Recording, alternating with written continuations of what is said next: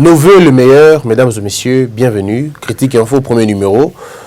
Forum des As, Félix Tshisekedi face au Congrès. Devant les députés nationaux et sénateurs, le chef de l'État s'offre l'occasion de faire le point sur les 10 premiers mois de l'exercice du pouvoir.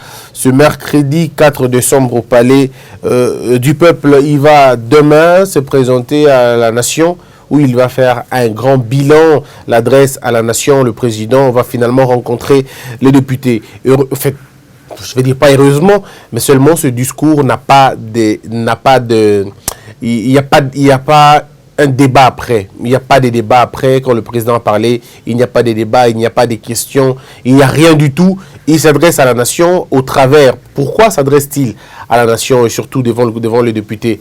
Parce que les députés nationaux sont les représentants du peuple.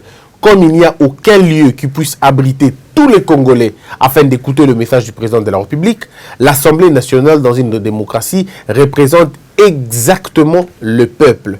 Et les provinces qui sont représentées par les sénateurs, eux aussi doivent faire partie de ce congrès qu'on appelle, la fusion de l'Assemblée nationale des députés et des sénateurs. Ça veut dire des élus et les élus des élus. Ils vont devoir écouter le président de la République dans son oral du mercredi. La Mouka, le challenge de Mozito. L'information, c'est aussi Mozito qui finalement prend les commandes de la Mouka. C'est vrai, il y a des gens qui l'ont critiqué en disant que finalement ça va être une successivité parce que qu'est-ce qui va se passer? Ça va être après la Mouka, après M. Mozito. Ça devrait être en principe Monsieur Fayoulou. Donc on aura deux personnes d'une même province se succéder pendant 6 mois, alors que d'autres personnes ont trouvé que c'était pas bien, mais moi personnellement j'estime que c'est pas vraiment un débat. Mais il est important pour M. Mozito maintenant d'apporter sa touche. Ça sera quoi la touche? Est-ce la touche de la radicalité? Est-ce la touche de celui qui rassemble? Est-ce la touche de l'opposition républicaine, la résistance, le soulèvement populaire et tout ça? Bien, on en parlera, hein. C'est vrai qu'une autre fois on en parlera, mais Mozito est déjà président du Présidium. On va voir comment va-t-il gérer son tour, qu'est-ce qui va se passer, quelles sont les actions qui vont être menées. Il faut rappeler que Jean-Pierre Bemba a eu un bilan qu'il doit finalement défendre. M. Katumbi la même chose. M. Matungulu, c'était plutôt d'aller à la banque du développement. Mais là, maintenant, c'est M. Mozito. Que va-t-il faire exactement? C'est ce qu'on va voir après. Kinshasa, le remblayage de l'érosion sur l'avenir de l'université se poursuit. Pas de permis de construire sur les sites fragiles, Dixit Pius Mwabilou. La Mouka, Adolphe Mozito dans la bataille. Réforme institutionnelle profonde. Est-ce que il va militer pour la mise en pratique du plan de sortie de crise? Est-ce qu'il va finalement amorcer la logique du dialogue, ou il va aller dans le sens de la coercition, de l'intransigeance? Qu'est-ce qui va réellement se passer? C'est ce qu'on va voir. L'habitat et l'urbanisme, Pius Mwabilou s'y prend pour zéro catastrophe issus des pluies diluviennes. Très bien. C'est la prospérité. Le regard, la coalition FCC Cash qui font peur, les armes qui font peur à Kabila, les armes des Fachi qui font peur à Kabila. Entre Tshisekedi et Kabila, les relations, bien qu'au beau fixe, jusqu'à preuve du contraire, ressemblent à un volcan qui peut entrer en éruption ad nutum, ça veut dire à tout moment et tout emporté au passage, et tel un tsunami. Face aux tentatives des uns et des autres d'exploser la coalition, le chef de file du Cash dispose d'un certain nombre d'armes qui peut annihiler le plus rapidement ces tentatives. C'est notamment la base de l'UDPS, la même qui a eu un rôle très déterminant dans son accession à la magistrature suprême. C'est aussi le silence, l'arme de prédilection de Kabila, autant d'armes que possède Fachi qui suscite peut-être dans le camp de son partenaire de l'alternance. Mesdames et messieurs, bienvenue. Alors là, vous savez très bien, la question que nous nous posons, Fachi réussira-t-il, oui ou non? Échec ou réussite préparée? J'ai toujours eu envie de réfléchir froidement sur la question du Congo. Quand on recule un peu, on a un peu de recul, un peu de distance, on regarde le Congo, vous avez l'impression que tous les ingrédients sont là pour que les choses n'avancent pas. N'est-ce pas? Tous les ingrédients, tous les décors est planté pour que ça ne marche pas. Mais en réalité, quand on regarde très bien, on voit une lueur d'espoir se dégager dans la catastrophe, dans la douleur, dans la souffrance. On peut voir une lueur d'espoir se dessiner dans l'horizon 2023, 2020, 2028, peut-être 2032. On peut voir qu'il y a déjà des signes qui sont peut-être latents, mais des signes vrais d'un espoir, d'un avenir radieux. C'est vrai, quand on est pessimiste, tout est noir, n'est-ce pas? Mais quand on est optimiste, tout est bien. Mais il ne faudrait pas avoir un optimisme stérile ou un optimisme irréel. Il ne faudrait pas non plus avoir un pessimisme outré. Il faut juste la mesure, la limite pour comprendre que ça peut marcher, tout comme ça ne peut pas marcher. Mais il y a des réalités importantes. La première réalité, c'est que Fachi ne réussira pas ce mandat seul. La mentalité que nous avons de considérer la politique comme une science ésotérique, la manière dont nous avons, nous, Congolais, de croire que la réussite d'un pays dépend d'un homme, on se trompe énormément parce qu'il n'y a pas un homme pour élever ou dresser un pays. Non, le pays ne peut pas se lever, ne peut pas se développer si les gens ne rompent pas avec les anciennes mentalités, avec les anciennes habitudes qui ont détruit le pays. Alors, je ne vois pas comment Fachi va-t-il réussir son mandat si le peuple congolais lui-même ne marque pas la vraie rupture avec le mal. C'est vrai, on demande beaucoup d'un leader, mais il est vrai que le leader ne peut pas si le peuple n'est pas avec lui. Il faut que le peuple soit avec lui. Pas en train de chanter pour lui, non, mais en train de regarder dans la même direction. Quand on dit que nous voulons rompre avec les anciennes habitudes, nous avons besoin que tout le monde comprenne ça. Ça doit être, je dirais, un besoin de tout le monde. La manière dont nous avons, nous, généralement, de laisser les choses aller et dire que ça ne nous concerne pas, c'est plutôt les autres, on a vu et on a compris que le problème est allé plus loin parce que c'est nous qui avons payé le prix. On a pensé que Mobutu pouvait réussir à développer ce pays seul.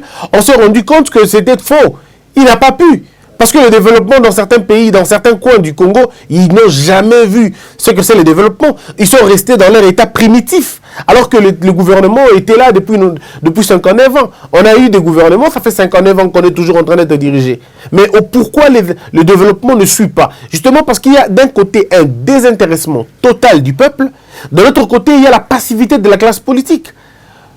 On va le dire, le peuple n'est vraiment pas concerné, le peuple n'est pas concerné, le peuple n'est pas assez habile, le peuple n'est pas assez mature pour comprendre que la chose publique, c'est ma chose à moi. En même temps, les politiciens ont confisqué la chose publique, ils en ont fait une vache à lait. Et ils vont travailler, pas pour l'intérêt du peuple, mais pour leurs propres intérêts. Et donc, de ce fait, vous ne pouvez pas changer les choses parce que les choses sont telles que vous ne pouvez pas les changer. Les systèmes politiques deviennent des systèmes de prédation. Une fois que vous les intégrez, vous vous pervertissez.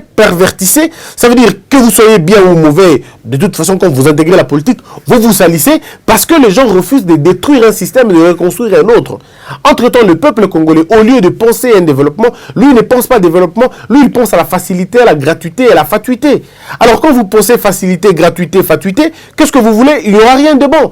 Parce qu'il n'y a pas de gratuité, il faut que les gens travaillent pour que vous ayez quelque chose à manger. Vous n'avez pas besoin de fatuité parce que vous devez créer durable. Vous n'avez pas besoin de facilité parce que la vie n'est pas si facile que ça. Donc, de tout le coin, de tout le point, on se rend compte que nous sommes à la base de notre propre échec. Alors, quand on regarde maintenant la politique de Fachi, quand on regarde comment il veut faire, on se rend compte qu'il a la volonté de faire les choses, mais il n'avance pas dans les vraies actions pour finalement faire avancer les choses à grands pas. Le pays était dans le trou, on est d'accord? Ça fait 18 ans qu'on a été très mal géré. Et en 9 mois, on ne peut pas finalement réussir à relever un pays comme ça. Mais en 9 mois, on peut stabiliser les choses. Vous savez, quand quelqu'un est très malade, la première des choses à faire, on appelle ça des premiers soins. On amène d'abord la personne à stabiliser le problème. S'il y a une blessure qui avait beaucoup d'effusion de sang, on va faire un effort pour qu'il n'y ait plus d'hémorragie. On va ne serait-ce que calmer l'hémorragie. Ce n'est pas que la personne la santé s'est rétablie. Non, mais au moins on a calmé qu'on appelle la douleur. On va dire ça comme ça. Mais nous, aujourd'hui, on a comme l'impression que tout se passe, tout se fait, tout s'organise pour que le système perdure. Ça veut dire quoi, le système perdure? Ça veut dire que les personnes qui ont été affamées hier, les gens qui avaient des petits soucis hier, veulent eux aussi avoir le pouvoir pour en profiter, faire comme les autres. Ça veut dire que nous nous sommes battus contre des hommes alors qu'il fallait se battre contre des systèmes. Et même ceux qui disaient qu'on se bat contre le système, en réalité, ils avaient des agendas cachés. Ils ne se battaient pas contre le système, ils se battaient plutôt contre les individus. Et donc, en ce moment-là, ce n'est plus le patriotisme, mais plutôt la jalousie. Parce que nous ne voulons pas changer les choses, mais plutôt nous voulons prendre la place des autres. Alors, si nous ne voulons pas changer les choses, mais c'est la place des autres qui nous intéresse, les choses resteront les mêmes. Et nous sommes en train de vivre dans les mêmes conditions d'hier. Parce que ceux qui ont pensé changer les choses, en réalité, ils voulaient changer leur vie. Ils voulaient changer leur vie. Ils ont eu marre à marcher à pied. Ils ont voulu eux aussi avoir des voitures. Donc, ils ne changeront pas les conditions de vie des gens, mais ils changeront plutôt leurs conditions de vie. Et nous, on va continuer à trimer. Le pays va continuer à sombrer. Alors, il est temps, par contre, de dire, on ne peut pas réussir si nous n'avançons pas. Alors, parlons maintenant de la gouvernance des Fachi. Il y a des éléments qui vont empêcher au président Félix d'avancer et surtout de gagner beaucoup de points. Le premier point, c'est l'insécurité. Vous savez, mes frères, dans l'insécurité, seul le mafieux gagne. Seul le mafieux gagne parce qu'ils vivent dans ces conditions-là. L'insécurité au Congo, nous savons tous. L'insécurité du Congo n'est pas standard. Elle est contextuelle. L'insécurité que les gens vivent à l'est du pays, elle est contextuelle. Ce n'est pas la même insécurité que les Quinois vivent. Les Quinois, ici, nous vivons une insécurité préparée par nous-mêmes, ici, à l'intérieur. C'est l'inefficacité de l'État, l'absence de l'autorité de l'État, l'impréparation de beaucoup de cadres, l'absence d'un leadership ordonné et organisé, nous amène dans ça. Nous amène dans ce que nous sommes en train de voir ici. Parce qu'à Kin, par exemple, contrairement à l'est du pays, ici à Kin, c'est des petits koulouna, des petits garçons qui n'ont pas été utilisés, des énergies qui n'ont pas été canalisées, des énergies qui n'ont pas été prises en compte. C'est des gens, c'est l'inaction de ces jeunes gens. Parce que vous savez, le chômage dans le milieu des jeunes est une occasion favorable pour la bêtise. La jeunesse qui ne travaille pas est une main-d'œuvre facile pour toute aventure. Et donc, vous le savez très bien, ces jeunes Congolais qui sont aujourd'hui des Koulouna, qu'on appelle des Koulouna, en réalité, ce sont des victimes d'un système défaillant. C'est des victimes d'un système qui n'a pas pris en compte l'emploi des jeunes, qui n'a pas pris en compte, je vais mieux dire, l'occupation des jeunes. On ne les a pas occupés, si pas par les études, mais même pas par le travail. Pour la plupart des cas, ces jeunes gens qui descendent dans la rue pour créer des désordres, ainsi de suite, c'est des gens qui n'ont pas d'éducation, qui n'ont pas d'instruction et qui n'ont pas d'emploi. Bref, ils n'ont pas d'activité. Et ils trouvent leur raison en faisant le mal aux gens. Mais comment faire pour réussir ce problème-là? Deux choses. Éducation, je veux dire trois choses. Éducation, d'abord. Sanction. Après, occupation. Et ensuite, donc ça veut dire, nous arrivons à éduquer ceux qui doivent être éduqués, sanctionner ceux qui doivent l'être, occuper ceux qui sont disponibles. Et dans cette façon-là, quand on arrivera à mettre ce triangle-là, nous arrivons à éduquer les gens. L'enseignement gratuit, bien évidemment, est obligatoire, pas seulement gratuit, mais obligatoire. Nous arrivons à sanctionner ceux qui doivent être sanctionnés et nous arrivons à occuper ceux qui doivent l'être. Ce qui va se passer, c'est quoi? C'est que vous aurez une jeunesse éduquée, une jeunesse instruite, une jeunesse qui travaille, mais aussi occupée. Alors, quand la jeunesse est occupée, je vous ai dit ici que quand on est occupé, il n'y a pas de problème. Regardez à l'époque de Mobutu, quand Limete n'était pas le cimetière des entreprises. À l'époque de Mobutu, Limete, c'était une grande entreprise, c'était un quartier industriel, on le disait. Il y avait plusieurs emplois à Limete. Qui venaient là-bas? C'était des jeunes gens dont l'âge variait entre 18 et 35 ans. Mais aujourd'hui, qui font les désordres, qui cassent, qui pillent, qui détruisent? Mais c'est effectivement des jeunes de 18 à 35 ans. C'est la même tranche d'âge. Alors pourquoi à l'époque de Mobutu, cette même tranche d'âge n'était pas dans ça? Parce qu'il y avait ces trois éléments. Il y avait l'éducation, il y avait l'éducation, il y avait l'occupation, et puis il y avait la sanction. Mobutu arrêtait ce qui faisait des problèmes. Mobutu employait ceux qui étaient dans le chômage. Mobutu éduquait ceux qui n'étaient pas éduqués. Donc lorsque vous avez une jeunesse éduquée, une jeunesse occupée, et puis une jeunesse sanctionnée, eh bien, vous avez une jeunesse réussie. On aura moins de problèmes au niveau de l'insécurité à Kinshasa. Mais en même temps, ça c'est un premier élément. La pauvreté est la base. On va dire la pauvreté est la base. La mauvaise éducation est aussi une base. Mais en même temps, vous avez l'insécurité menée par les policiers et les forces de l'ordre. En réalité, c'est devenu des forces négatives. Mais qui sont-ils? C'est des gens qui sont au niveau de la police, au niveau de l'armée. C'est connu. Ils ont des armes et ils braquent les gens. Pourquoi braquent-ils les gens? Parce qu'il n'y a pas de sanctions, effectivement. Parce qu'il n'y a pas de sanctions, parce qu'il n'y a pas de contrôle. Le policier qui se trouve à la police il n'est pas répertorié. On ne sait pas ce qu'il fait. On ne sait pas où il se trouve. Ils peuvent tout simplement se soustraire de sa famille de police et va aller prêter sa main forte à un gang ou à un groupe de bandits qui vont aller braquer les jeunes filles, braquer les jeunes garçons. Alors, comment vous voulez me dire qu'un pays, un État, un gouvernement est incapable d'arrêter les criminels qui opèrent le jour? Ces jeunes gens opèrent le jour. Ils opèrent le jour avec des voitures, nous connaissons leurs méthodes. Nous connaissons tous les méthodes de ces gens. Comment ils procèdent, on connaît, mais pourquoi on ne les arrête pas? Parce qu'il y a une complicité entre ceux qui font les actes et ceux qui doivent protéger les gens. Et c'est quand même assez grave. Tous les policiers, je veux dire tous les criminels ont un lien avec un policier ou avec un militaire. Ils ont toujours des couvertures comme ça. Parce qu'on les arrête aujourd'hui, demain ils évadent. On les arrête aujourd'hui au niveau déjà de l'amigo, ils évadent. Ça veut dire que ces gens-là sont protégés par les policiers. Commençons d'abord par démanteler les réseaux de ceux qui protègent ces criminels-là.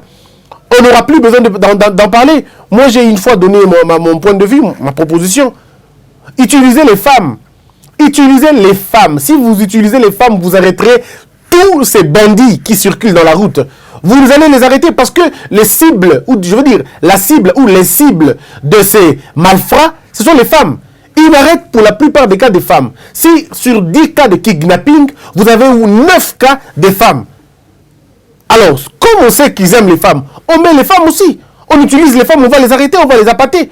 Les femmes peuvent circuler avec des appareils électro, ainsi de suite. Ils ont des appareils comme ça, qui peuvent inoptiser ou qui peuvent neutraliser leurs adversaires. Mais c'est des femmes, quel type de femmes que nous recrutons? Nous recrutons ces femmes-là, il y a même des femmes policières que nous recrutons, que nous pouvons amener une équipe discrète. Et ces femmes-là descendront dans les rues. Parce que ces gens-là, il suffit de voir une femme dans la rue avec une jupe, avec un sac, ils sont tout de suite appâtés. Ils disent, ah oui, c'est elle la cible. Alors, donc, on peut faire ça calmement. Et nous allons démanteler les réseaux calmement dans un mois. Ces gens-là ne seront plus dans la rue. Parce que s'ils savent qu'on les a terriblement attrapés pendant cette semaine, ils vont soit changer de plan, soit être arrêtés. Mais pour changer de plan, pendant ce temps, le peuple sera tranquille.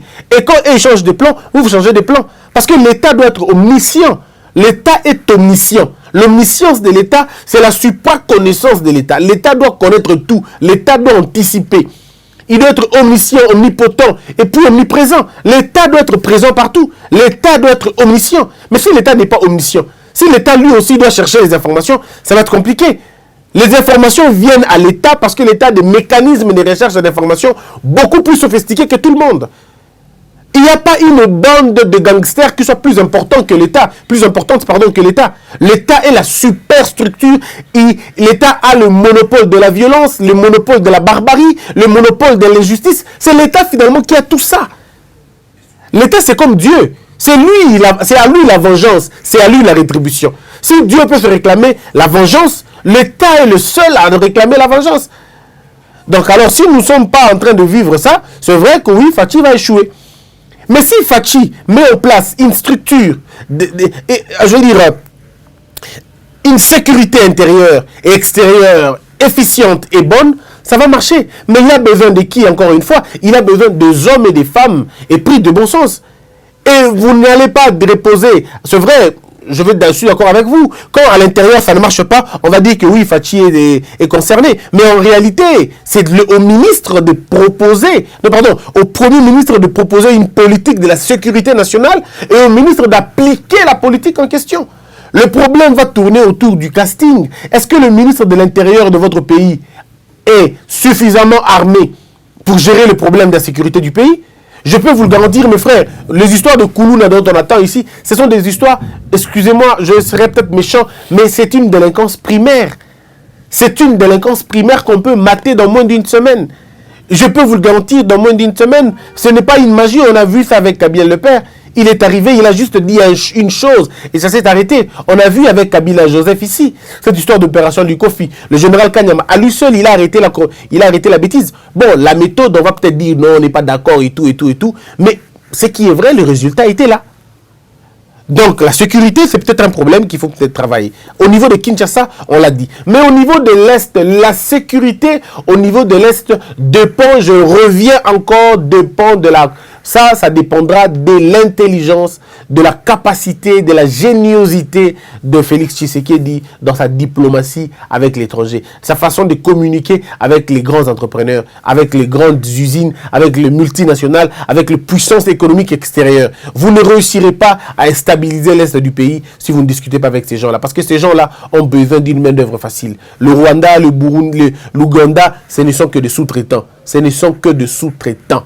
Des sous-traitants. Kagame n'a pas de moyens politiques, n'a pas de moyens d'armée, ils n'ont rien. Ils n'ont rien. Je vous ai dit ici il n'y a pas longtemps, mais l'armée rwandaise, avec quoi l'armée rwandaise bombardait les camps de réfugiés à Goma? Parce qu'ils n'avaient pas d'avion. Ils n'avaient pas d'avion aérien, ils n'avaient pas d'une force aérienne. C'était l'armée, parmi les armées africaines, qui n'avaient pas une force aérienne. C'était eux. Ils n'ont pas d'abord ils n'ont pas une grande flotte. D'abord, ils vont le trouver où? Ils n'ont pas une grande flotte, même en termes, il y a marine. Vous voyez? Donc c'est un pays qui n'a pas assez de forces pour vous neutraliser, mais il profite un peu de Batouana, il profite un peu des États-Unis, Belgique et bien d'autres pays qui le soutiennent. On va le dire comme ça.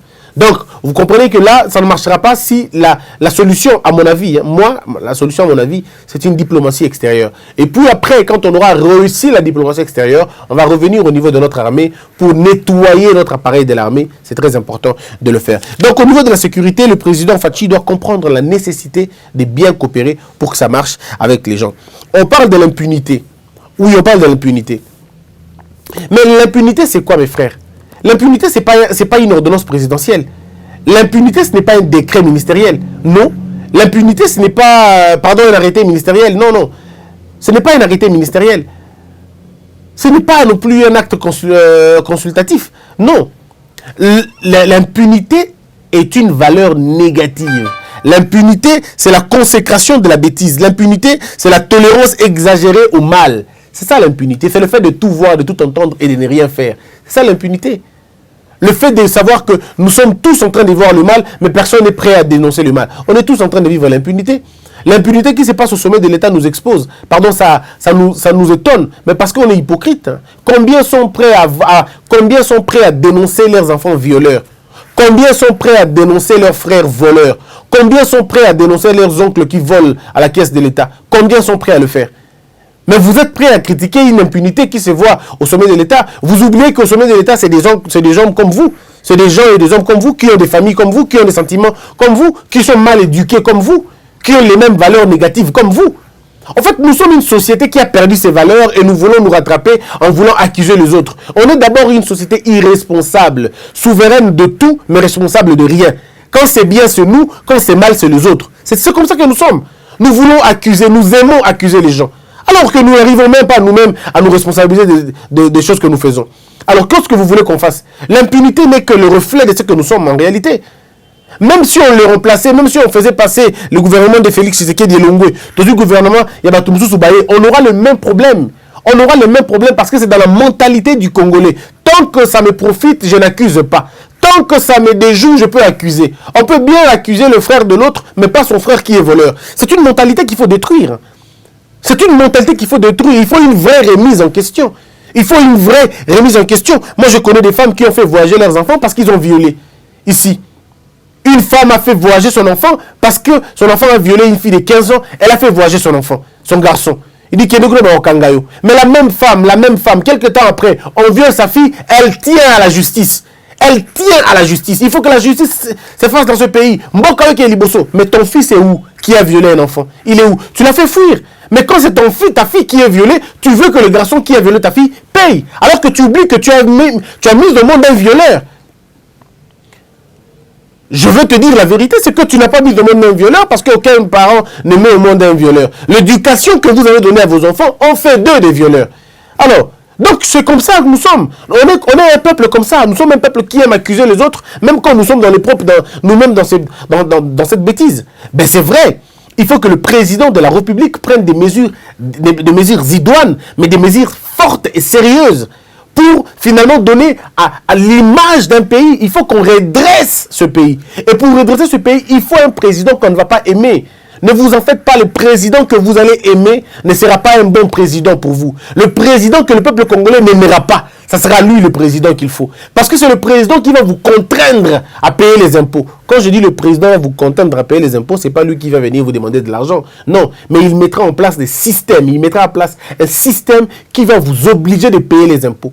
C'est le président qui va mettre qui va créer un État, un véritable État qui te contraint, toi, de payer l'impôt, qui te contraint, toi, de respecter ton prochain, qui te contraint, toi, de respecter ta liberté et de ne pas aller à la liberté de l'autre. Sommes-nous prêts? Est-ce que nous sommes prêts? Généralement, non. Le peuple congolais, lui, il veut le changement, mais que ça commence par l'autre, pas par lui. Le changement doit commencer par d'autres personnes, pas par lui. Nous voulons être le dernier à être le produit du changement. Alors que nous sommes en train de vouloir être les derniers, les autres sont en train de vouloir être les derniers, on se rend compte que tout le monde veut être les derniers, alors personne ne commencera et la situation sera là. L'impunité, nous devons tout faire pour que ça marche, pour que ça change. Mais sur le point de l'impunité, Félix Tshisekedi commence à gagner un peu de points. Son entourage, il y a des gens qui sont arrêtés. Plus de 2 déjà arrêtés. Des policiers qui ont abattu lâchement des gens sont condamnés à mort. Un ministre de l'Intérieur d'un camp politique très fort, condamné à 10 ans de prison. Un ami proche du président, que le président appelle papa, M. Moukia, est en détention. Donc vous vous rendez compte maintenant que c'est venu laver beaucoup de choses. C'est venu laver beaucoup de choses. Qui pouvait croire dans ce pays qu'un candidat à la présidentielle pouvait être inculpé à ce point? Pour une histoire de faits de route. Mais on pouvait tout simplement appeler et puis ça passe. Mais non, on a dit non, on va laisser l'appareil fonctionner convenablement. Nous voulons ça. Mais nous voulons qu'on aille un peu plus loin. Les gens se focalisent sur les 16 millions de dollars, 15 millions de dollars. Excusez-moi de vous le dire, c'est la méchanceté. C'est une méchanceté.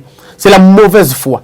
La mauvaise foi, c'est refuser de voir ce qui s'est fait et d'encourager, mais c'est de ne regarder que là où ça ne va pas. Ça, c'est une mauvaise foi. Ce n'est plus de l'analyse, mais parce que la justice, quand elle est en train d'arrêter les gens, vous n'êtes pas d'accord, mais vous êtes seulement d'accord que vous êtes prêt à critiquer là où ça ne marche pas. Mais ayez le courage de dire, de féliciter là où ça marche. C'est de la mauvaise foi et malheureusement, ceux qui sont de mauvaise foi ne savent pas qu'ils sont de mauvaise foi parce que tout simplement, ils sont emportés par cet esprit de mauvaise foi et d'amouté-mabé. La gratuité de l'enseignement. La gratuité de l'enseignement. Parlons-en, mes frères et sœurs. Si aujourd'hui, la gratuité de l'enseignement ne marche pas, qui perd, qui gagne? Tous les enfants de Félix Tshisekedi étudient à l'étranger. Ils n'étudient pas ici. Et ce n'est pas aujourd'hui, c'est depuis très longtemps. Disons-nous un peu de vérité, parce qu'à un moment donné, il faut qu'on se dise des vérités. Si aujourd'hui, la gratuité ne marche pas, qui perd et qui gagne? Qui perd et qui gagne? Mais c'est le peuple congolais qui va perdre, ce n'est pas lui qui perdra. Et les gens doivent savoir ça. Ce n'est pas lui qui perdra. Ce n'est pas lui qui perdra. Kabila n'a pas réussi le premier mandat en 2006. Comment il a été réélu en 2011?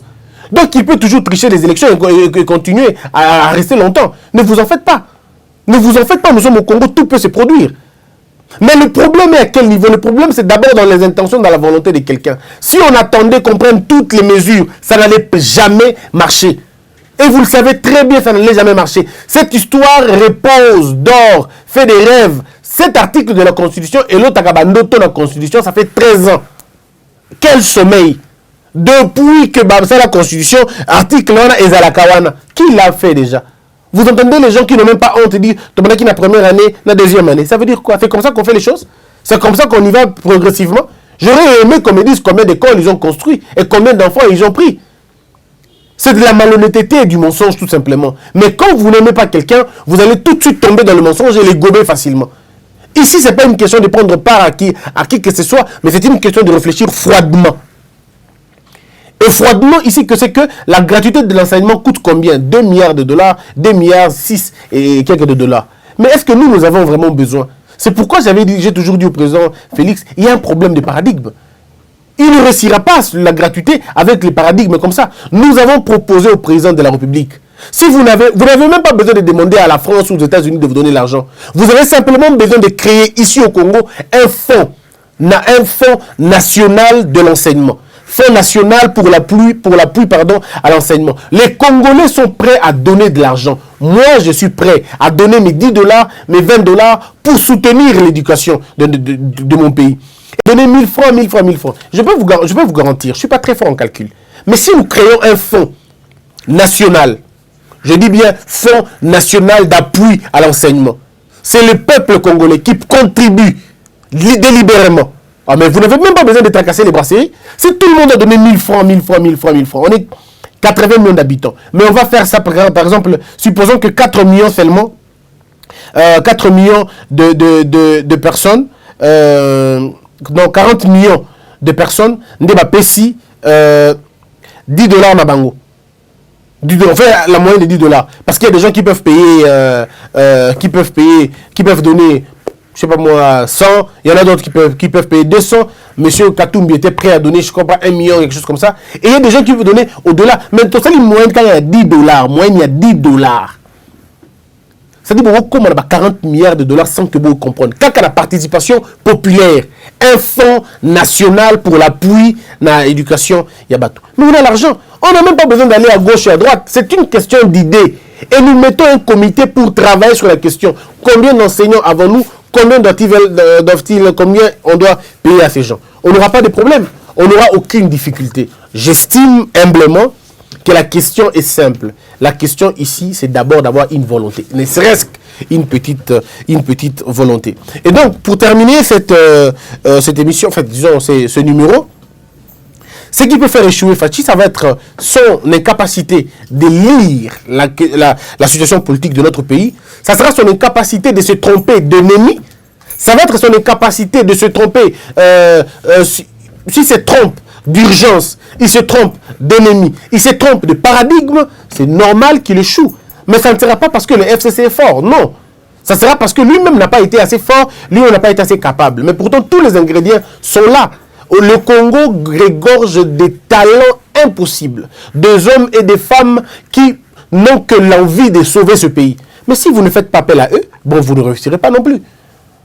Et nous devons le dire, si Fachi échoue, nous échouons tous. Si Fachi échoue, ce n'est pas l'Amouka qui prendra le pouvoir, ça va être le FCC qui reviendra encore au pouvoir. Et s'il revient au pouvoir, vous allez compter 15 ans encore. Vous allez encore compter 15 ans. Parce que ce que les gens ne comprennent pas, le FCC a une seule idée dans la tête. Ils veulent détruire ce que nous appelons le suffrage universel direct. Ils veulent le détruire. Ils veulent revenir comme en Chine, faire d'un président, que le président soit élu par les députés et par les sénateurs. C'est leur logique. C'est leur logique. Et donc, si vous échouez avec ça, eh bien, c'est fini. On aura oublié les élections directes. Ça deviendra finalement des élections au niveau des députés et des sénateurs. Et ça sera le chaos pour nous. Voilà un peu, mesdames, mesdemoiselles et messieurs, ce dont on allait parler en somme, parce qu'il ne faut pas qu'on prenne beaucoup de temps. Et moi, j'aurai le grand plaisir de vous retrouver dans la deuxième partie de Critique Info. Portez-vous bien, notre anniversaire, c'est le 23 décembre. On aura 1 an, finalement. Merci à vous, vous êtes assez nombreux. Vous êtes 53 000 abonnés déjà. Merci beaucoup. On se retrouve très, très, très prochainement. Que la peur quitte nos esprits et que Dieu bénisse la RDC.